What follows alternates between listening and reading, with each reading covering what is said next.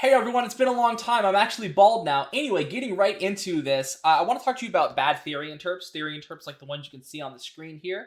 And I want to talk to you about, number one, kind of where I first saw this emerge, and then two, why it's kind of lame that they still exist to this day. So when I was competing, it was either 2016 or 2017, that long ago, Mile High, which used to be held in Utah. And I remember seeing one of these interps read by, I believe it was Washburn BK.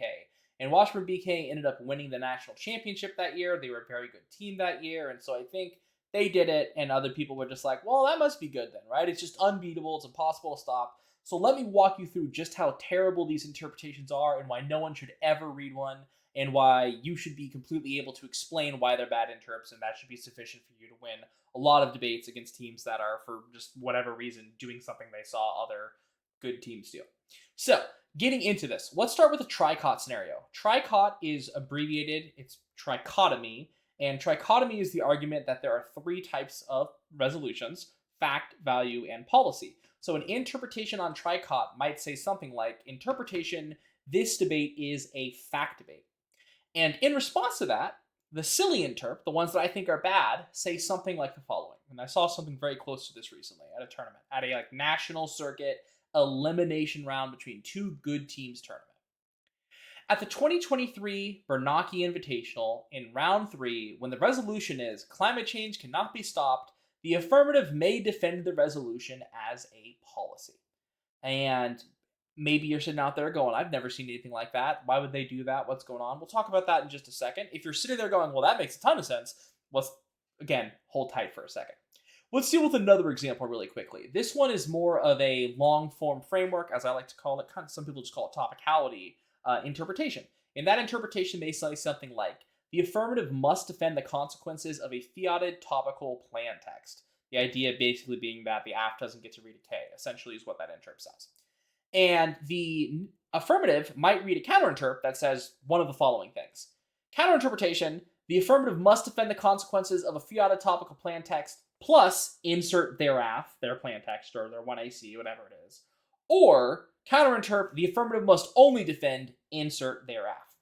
So all three of these counterinterpretations are terrible, and all three of them are being read for the same reason.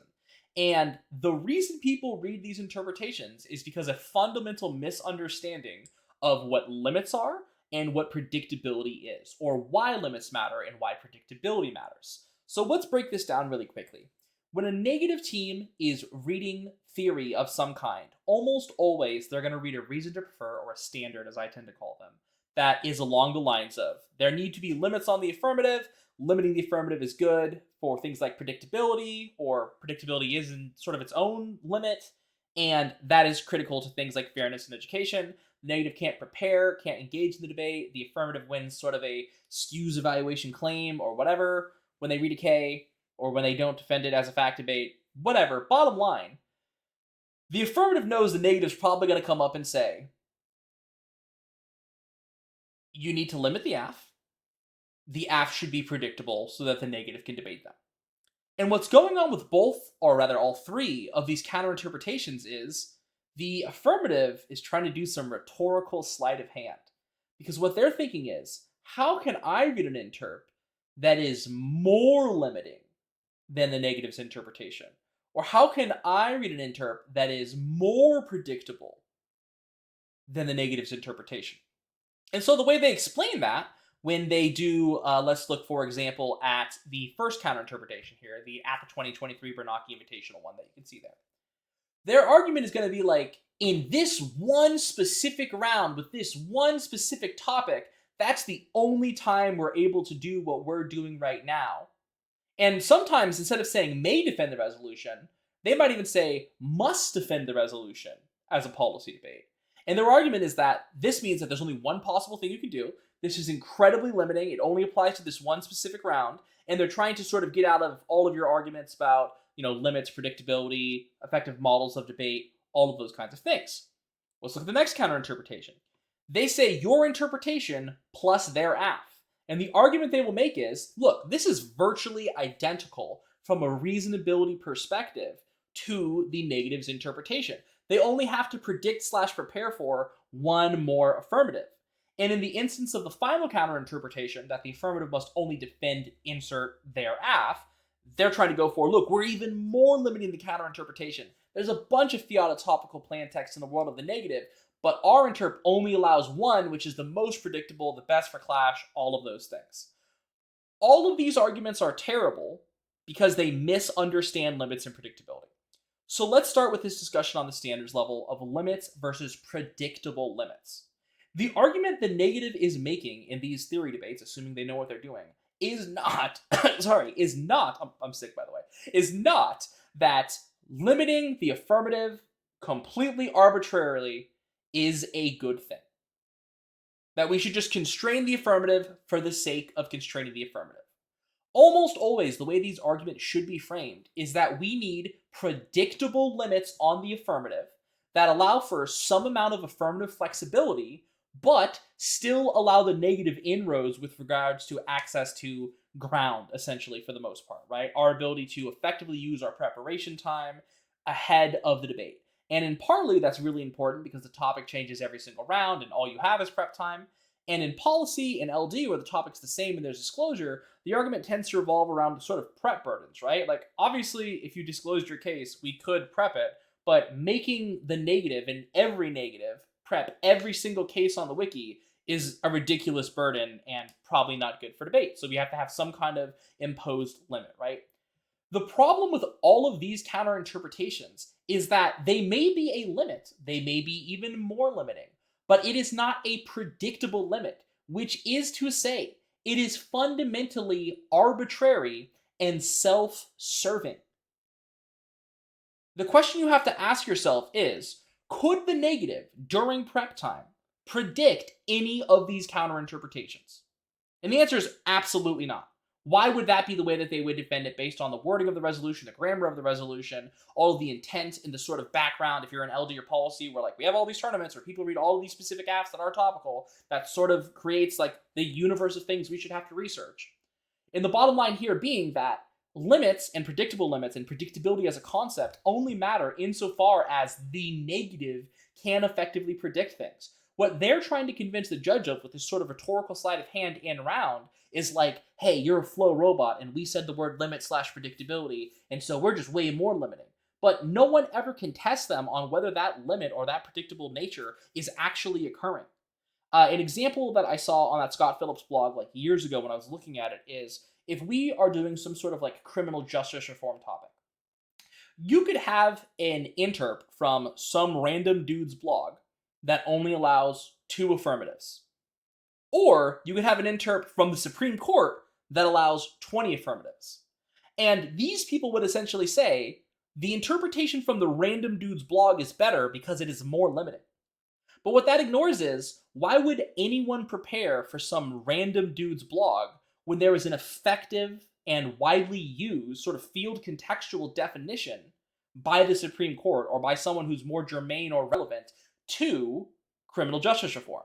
And that's what brings us to this second point here, which is the idea of predictability of an interpretation versus predictability produced by an interpretation.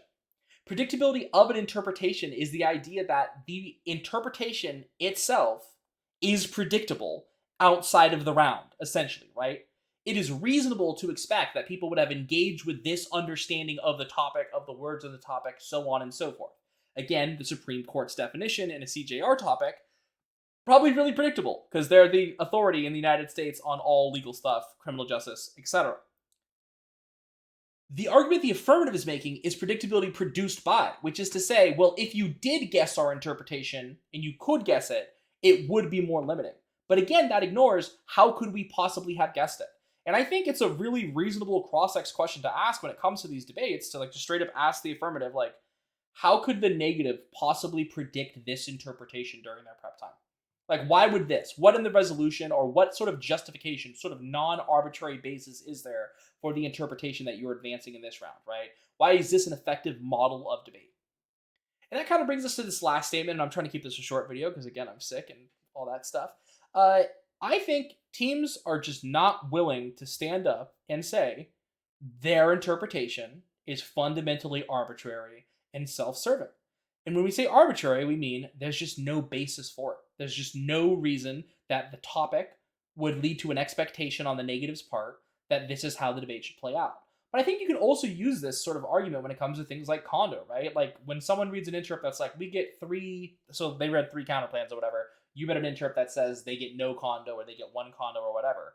A lot of times people read interrupts that say like, we get 3 or we get 4, however many we actually did. But nothing in their actual standards debate justifies why specifically 3 or specifically 4 is a good thing, because again, it's fundamentally arbitrary. The second part is this idea of being self-serving.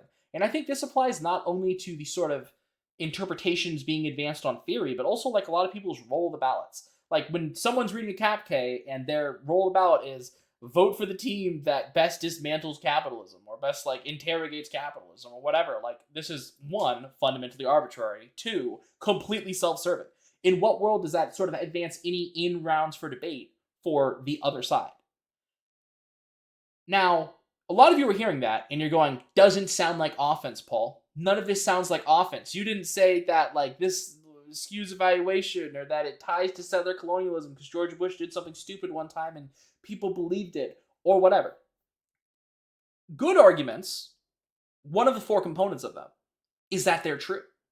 And when you have the truth on your side, you should absolutely leverage that. But for you nerds who are like, I don't hear an impact coming, it should be fairly intuitive that an interpretation that is arbitrary and self-serving hinders the 2 impacts that are most relevant on theory, i.e., fairness and education. Arbitrary interpretations are neither fair nor educational. They're not fair because we can't predict them. There's no basis for them. They're not educational because we don't have any way of actually engaging with them before the round in our prep time during any of that research. And then when we can't clash in a round because we're not prepared, that education once again becomes a sort of one-sided dialogue. Same thing with being self-serving. Obviously, something that is self-serving is unfair.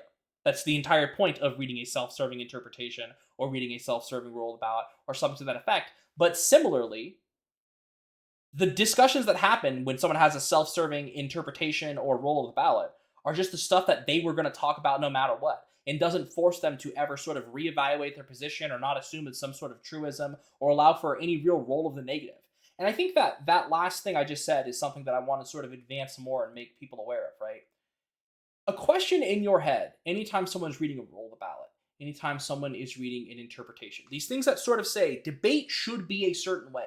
There is a model of debate that should look a certain way. A question you should be asking is, what is the role of the negative in that world? Like, what is the purpose of the negative or of negation in a world where the affirmative use gets to pick whatever they want to debate? Or when the way we judge the debate is vote for the thing the AF said or vote for the thing the neg said. And so, again, a lot of this stuff is just sort of smoke and mirrors. People see these interps and they're like, oh my god, it's so limiting. There's nothing I could possibly say against this interpretation. It's the most limiting thing possible. But being able to draw these distinctions between limits, like arbitrary limits and predictable limits, and the predictability of an interpretation and the predictability produced by an interpretation, and whether something is arbitrary and self-serving or whether something has a firm basis in the actual resolution itself, are all, I think, really persuasive, really compelling arguments that judges will vote on. So that's it. Welcome back. Don't know when the next one will be. Probably do a bunch over Christmas break. Have a good one.